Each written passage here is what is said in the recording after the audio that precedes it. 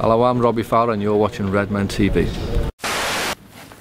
Hello, welcome to the Redmen TV on an afternoon. So Liverpool draw 3-3 with Everton at Goodison Park in a game that will doubtless be known as the set-piece derby, or the Joe Allen derby, depending on your perspective. Yeah, one of those strange games, isn't it? What we're going to do is we're going to start with the things that Liverpool maybe could have done a little bit better in that game. We're going to move on to what they did well, and then we're going to have comments of the week. And all the while, we're going to have some of the best of your comments running along the bottom of the screen for your perusing pleasure.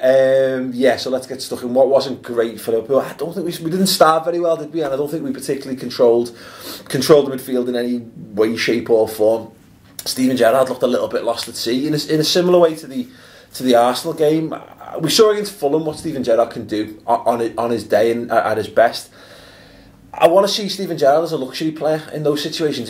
Steven Gerrard needs to be able to create. He needs to have time and space on the ball to cause damage. And let's be honest, we're getting nothing from that game if he's not on the pitch because of his incredible set piece delivery.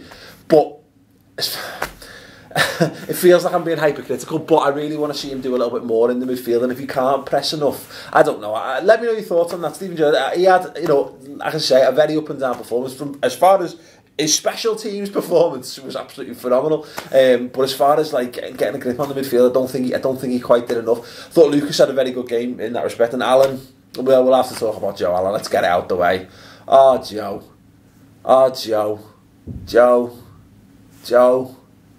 no.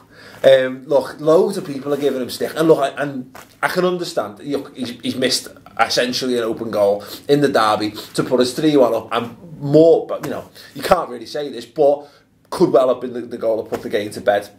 As it turns out, they then go up and score the equaliser, then take the lead. So Joe Allen's going to be made the scapegoat for this game, but yeah.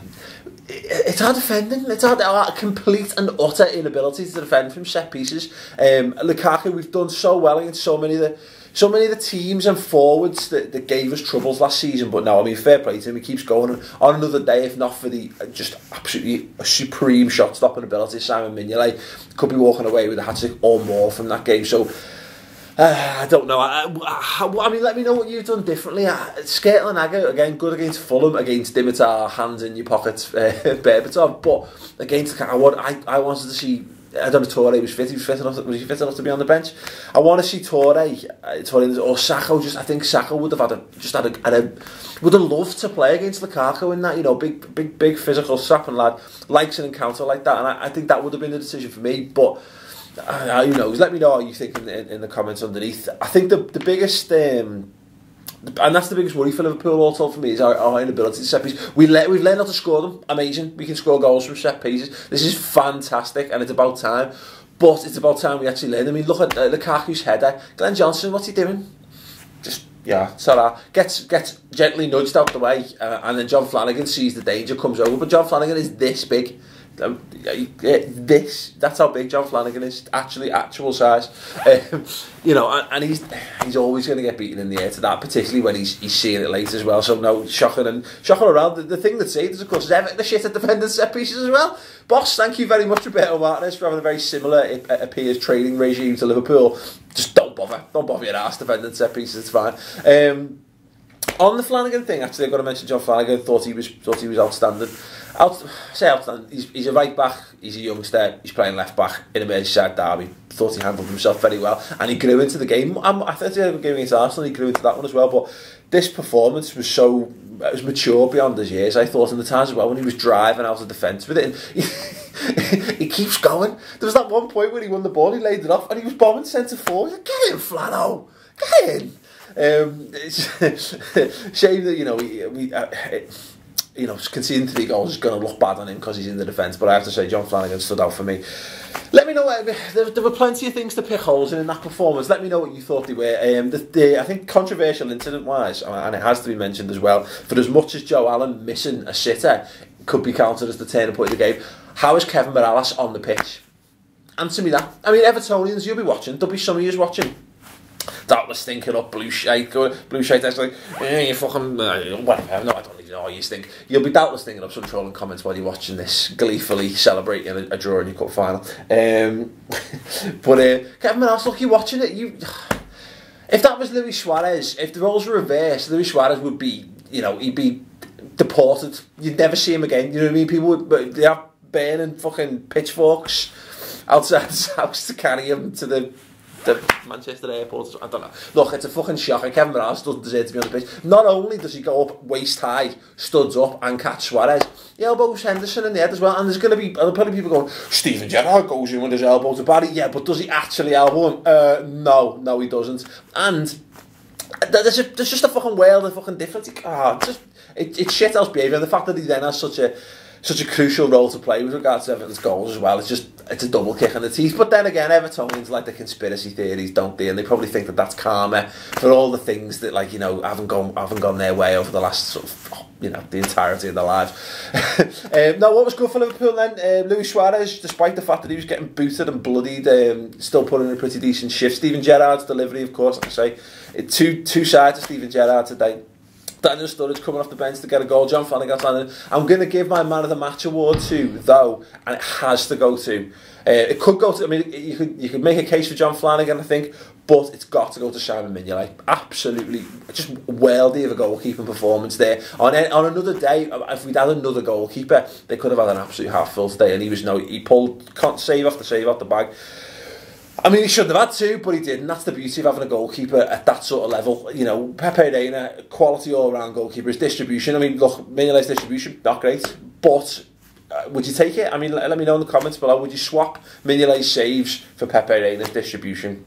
I don't think you would. Let me know your man of the matches. If you disagree with any of that, let me know in the comments section below, of course. It's a disappointing, it's a bitter pill to swallow. I think ultimately for me, I'm far happy with a point at 3-3 than I was happy for a point at 2-2. If you take my meaning on that, because we've thrown that away, we should have been able to hold on there. Albeit, look, let's give Everton a modicum of credit. Ross Barkley is an outstanding player. If I was going to give an all-round man of the match, and okay, Lukaku was the real danger man, just getting the goals, like, and he got it on Sky. But I thought Barkley was exceptional. Like, I think we need to throw a cheeky January bid in for him if we can. I wanted to win, and we looked like we should have been able to go on and clearly win. You know, you go ahead twice in a game, and that should be enough, but it wasn't. So when they then take the lead, I was elated to get the equaliser and get the point, and we maybe could have snatched it late on as well. So I'm not thrilled with the points by any stretch of the imagination. I don't feel gutted. I don't feel miserable. I feel just very, very level. So if you're feeling very angry in the press, go and cheer yourself up. Go and have a, you know, whatever it is whatever else it is you do on the internet to make yourself feel happy, maybe have a bevy or whatever. What's the rest of I don't know, what's a Christmas movie? Go and watch Home Alone. Go watch Home Alone or Die Hard to feel better about yourself. Anyway, just to summarise, and I've got your comment of the week as well in a second. To summarise for me, that felt to me from Liverpool like top 4 form rather than title winning form, and that should really come as no surprise. Also, because a side that's going to go on and win the Premier League title, I think, holds on and gets 3 points there. But a side that fights and scraps and gets Champions League football is the kind of side that ultimately gets a third goal, gets the equaliser and comes away with a point. So I can't be too happy over that ultimately. Okay, comment of the week, David Yilvanio. Mignolet was boss, Lukaku was kryptonite to LFC, isn't he just? We defend like Muppets, Joe Allen forgot how to shoot, we get a draw, and some of us even got a heart attack. Oh yeah, and Mirallas should have got on a red card. Can't see how biting someone gives you a 10-match ban when that tackle gives a yellow. Perhaps I'm just weird. Perhaps we're all just weird, David. Perhaps everyone's weird apart from Phil Dowd and Blue Noses. Anyway, thanks very much for watching. Oh, and thank you very much to everyone who voted for us in the Football Blogging Awards. I haven't got it with me. I'm going to have it on the show next week to show it all to you. Yeah, absolutely outstanding. Redmen TV coming away with the best video blog. Couldn't have done it without each and every single one of you who voted. No, genuine pleasure. Fucking fantastic to be able to receive an accolade. You know, you don't do it for the awards, but it's nice occasionally when they crop up, and it's all because of you. Anyway, thank you very much. Try to enjoy the rest of your weekend. Fingers crossed for an Arsenal Southampton draw. And I'll see you next week on the redmentv.com for 2 whole hours of exclusive shows. That's 3 shows throughout the week. Check them out. Free for a month. Anyway, thank you very much for watching, and good night. Ta-da.